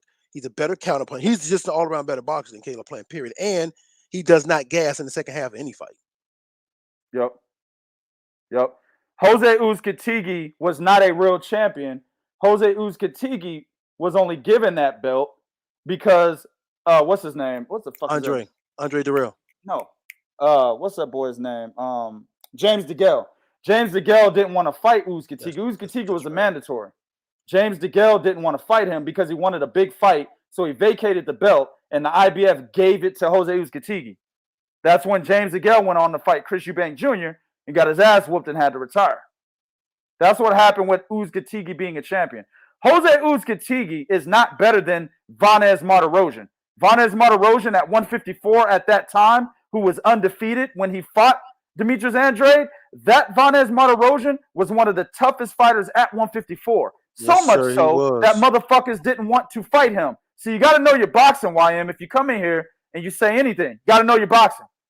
Valdez Martirosyan at 154 at that time, when he fought Demetrius Andrade for the WBO title, right, was undefeated and was being ducked by several other fighters at 154. Remember, he fought Arislan Delora. You remember that, right? Remember he fought Arislan Delora? Right? Remember that? What were people saying that fight should have gone? How that fight should have gone, Bo? I thought Valdez Martirosyan should have got the nod. Exactly. So at the time, Valdez Martirosyan was good enough to where he should have got the nod against Arislan Delora. Hey, who else did he fight? This was after Andre, though. Who else did he fight, man? This is when he already lost to Andre. Did he fight Jamel Charlo? Yes, right? he did. Bo, Jamel Charlo won that fight. But how close was that fight, Bo? That fight was exceptionally close. Jamel Charlo won that motherfucker by the fillings on his teeth. Exactly. So these are top-notch guys, right? These are top-notch guys that are champions today, or that have been champions at least up to today, besides Arislan Delora, right? Two of the best fighters at 154 and now Lara at 160 that Valdez Martirosyan gave hella trouble to and probably could have got the nod against when he was at 154. Andre beat that Valdez, okay? That Valdez Martirosyan is way better than fucking Mike Lee. He's way better than Vincent Finger Ass. He's way better than fucking Caleb Truax. And he's way better than Jose Uzcategui. Absolutely. Way better. You got to know your boxing. So who has you just said who did Andre fight? Well, who the fuck did Caleb Plant fight? I just named Valdez. You just said true. Valdez Martirosyan is better than all those guys. So if you look at it, that one win on Andre's resume is better than all those guys. He has the better resume then. He has a better resume than Caleb Plant. So if you're okay, you just said, I'll give you that. If you're okay with that, right? Then you transition that into, okay, let's look at how Canelo made the decision to go for undisputed. He had the IBF, the WBA, and the WBC. The only belt left was the WBO that Andrade had. He did not fight Andrade. He skipped Andrade. Yeah, he did. He completely skipped the guy. Took the franchise tag and relinquished the WBC title. Then later, once the WBC title gets stripped to David Benavidez, understand. Yeah, I understand, Heisenberg, but you know I got to do this shit before I get off. Understand that the WBC title was in David Benavidez's hands. Canelo never once mentioned going to 168. He actually skipped to 168, went to 175 and fought Kovalev, then went back down to 160. The only time he went to 168 was to fight fucking Rocky Fielding, who was the WBA regular champion. Wasn't even a super champion. It was Callum Smith at the time, but fought Rocky Fielding. So everybody's like, okay, well, you went to 168, fought Rocky Fielding. Are you going to fight anybody else with a name? No, I'm going to chill around at 160. Then I'll go to 175, fight a faded Kovalev, and only give the nigga 4-week training camp after he had a grueling fight with Anthony Yard. Yeah, I'm going to take him there, and then go back down to 160. Then David Benavidez gets stripped. Now it's all about 168 all of a sudden. I'm not making none of this up. All this can be researched. So now it's 168 all of a sudden.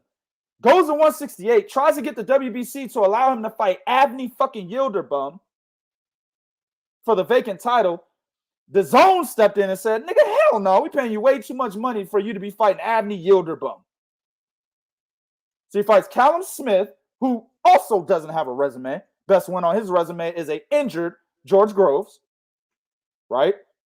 Best name on Billy Joe Saunders' resume is, goddamn, Chris Eubank Jr.? Either him or Andy Lee. Andy Lee, Willie Monroe? Right? Then, now you got Caleb Plant. Best win on his resume is a paper champion in Jose Uzcategui. That is a clear cherry-picking situation because he could have went for undisputed at 160 with a tougher fighter. He's saying Andre is not elite. That's fine, but Andre is a better fighter than Caleb Plant. Mm-hmm. Yes, he is. Andre is a fucking southpaw. He's long, lanky. He's hard to hit at times. And the motherfucker knows how to judge distance very well. Caleb Plant is not a southpaw, right? He only fights one way. He gets his back caught up on the ropes, and he can be countered easily. This shit is too easy, man. It's too easy, bro. Not to mention the fact that, to your point about Canelo, remember the three fighters that Canelo always was going to fight at 168 pounds. This was before he even got there. The three names that came up for Canelo when he was thinking 168 was Callum Smith, Billy Joe Saunders, and Caleb Plant. Right. David Benavidez was never on that list. Right. Right. Exactly. Legal Tender said, which undisputed title reign will be remembered with weaker opposition? Bud at 140, Canelo at 168. So Clarissa Shields at junior. Yeah. Clarissa Shields' 154 run is the weakest. Legal Tender. That's a good shit. Good point. That's the weakest. Clarissa Shields at 154. I've never seen a weaker undisputed run than that. That shit is terrible. But this discussion here, right? It's a good question, but it's a bad one at the same time because Terrence Crawford was already at 140, man. Right? Terrence Crawford was already there. He had to fight Victor Posto. Victor Posto at that time, people were saying Danny Garcia was ducking him. That's how much clout this nigga got. Then he beat Lucas Matisse, and not only beat him, he knocked him out. Right? Right. So that's Victor Posto had heavy clout. I feel like Victor Posto has more at that time had heavier clout than what's his name? Fucking Caleb Plant does right now. Nobody's talking about anybody ducking Caleb Plant. I have not seen that yet. I haven't seen anybody say that so-and-so is ducking Caleb Plant. Have you heard that yet, Bo? No. Nope. I haven't heard anybody say that so-and-so was ducking Billy Joe Saunders. Bo, have you heard that? No. I haven't heard anybody say. Go ahead. I've heard people say Billy Joe Saunders was ducking a one Gennady Golovkin at one point. Yep, Triple G. Yep. I've even heard Billy Joe Saunders was ducking the rematch against Chris Eubank Jr. I thought that was bullshit, but I've heard it. Right? I've never heard anybody say that so-and-so is ducking Callum Smith. Never heard it. No. But Victor Postal at that time was thought of as such a dangerous fighter that Danny Garcia ducked him. This is a unified champion at 140, Danny Garcia was. Yes, he was. Undefeated too, by the way. Right? Terrence Crawford had to fight that guy. Then he went on and fought fucking Julius Ndongo for the other two belts. But he already had those belts, and he was already sitting at 140 with those belts. Then Julius Ndongo came, had an extraordinary 6-month run where he knocked out Eduard Troyanovsky and beat Ricky Burns in both their fucking hometowns or home countries. Right? Extraordinary 6-month run. 6-month run. The only reason why Julius, when you look back in hindsight and say Bud's opposition was worse, is because Julius Ndongo hasn't done shit since losing to Bud. That's why. If Julius Ndongo went back to winning, you guys wouldn't say that. Also, you have to take in consideration what Julius Ndongo was doing to be able to get into an undisputed clash with Terrence Crawford. Beating Ricky Burns and Eduard Troyanovsky in Germany and fucking UK and Germany, respectively, that's a hell of a feat. In 6 months, that's a hell of a feat. It's a hell of a feat. Yeah, it is. Right? It really is. That's a hell of a feat. So, while I'll concede and say that Terrence Crawford's run at 140, right, would be remembered as the weakest, the only reason is because of the hindsight. Motherfuckers looking back and saying, oh man, look at Julius Ndongo. He got fucked up by Regis Prograis. Thank you. He got fucked up by X, Y, and Z after Terrence Crawford. That guy was never shit. That's the only reason. Legal tender. That's the only reason, bro. Boxing fans aren't smart enough to go back and judge shit based on what was happening at that time. They're not smart enough. They only go back and judge based on what happened after a particular time. I had a motherfucker once tell me that Arthur Spilka and Eric Molina were top-level fighters after Deontay Wilder beat him because Eric Molina beat fucking Thomas Adamek, I believe it was. He beat. Get the fuck out of here, man. Yeah. See? They only care about what happens afterwards. That's the only reason why that fight or that undisputed run would be weaker than Canelo. It's the only reason. Shout out to my man Heisenberg, put $5 on. He said, we're calling champions horrible. These fanboys, man, who he beat. The who he beat argument is dead, man. I already killed it. He already agreed with it. It's dead, Heisenberg. I already killed that. I've killed that in other videos, man. Hey, YM, go look for a video where I talked about, I think the title of the video was Demetrius Andrade has a better resume than all these guys. And it's a picture of Canelo, Andrade, Billy Joe Saunders, Callum Smith, all those guys. A picture of all of them. Go listen to that video. I completely broke their resumes down, bro. From their best wins, their title defenses, all of that. I broke it all the way the fuck down, bro. Go look at that video, man. And you'll see why I'm saying it was a strategic dodge to not fight Andrade at 160 for undisputed. Strategic dodge. 100%. All right, man. You got anything, Bo? No, man. Hey, I said some shit. Huh? I said some shit. Yeah, man, dog. Yeah, man. So sometimes, man, I gotta stop and address shit, man. My man Still Proven said, and just because it's remembered as a weaker opposition doesn't mean it's fact. A la that Christopher Columbus bullshit. I say Canelo because his fan base.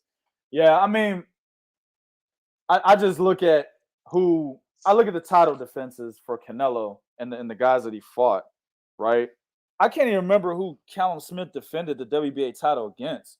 Who did he defend it against? I thought it was John Ryder. John Ryder. Yeah, Fight he should have lost. Yeah, yep. Yeah, he actually shouldn't have been the champion. Actually, it should have been Canelo versus John Ryder for the WBA super title. That's right. Yep. He actually lost that fight and then fights Canelo, right? I already told you fucking Caleb Plant's title defenses, right? And then Billy Joe Sanders had Artur Akavov, Willie Monroe. Shit. Well, I know he fought Shifat for the vacant. Oh, wait, I'm thinking 160. You're right. My bad. 168. It was Shifat for the vacant title.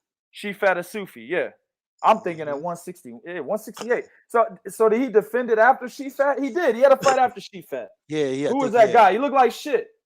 Yeah. He looked like shit in that fight. I can't remember the guy's name, man. I'm gonna get this nigga's name real quick, dog, just so I can cap this shit off. I think you might have said it. Nah, it was he had two of them. He fucking fought Marcelo Caceres. That's the fight where he looked like shit. Marcelo Caceres. He won by knockout, but he looked like shit. And then he fought Martin Murray. Come on, man. Martin Murray. Oh, yeah. Martin Murray, really, guys? Really, Martin Murray? The only nigga that whenever he gets a title fight, you know what the hell. Yeah, we losing. Mark Murray fighting. Is it for a title? Yeah. All right. Yeah. He lost.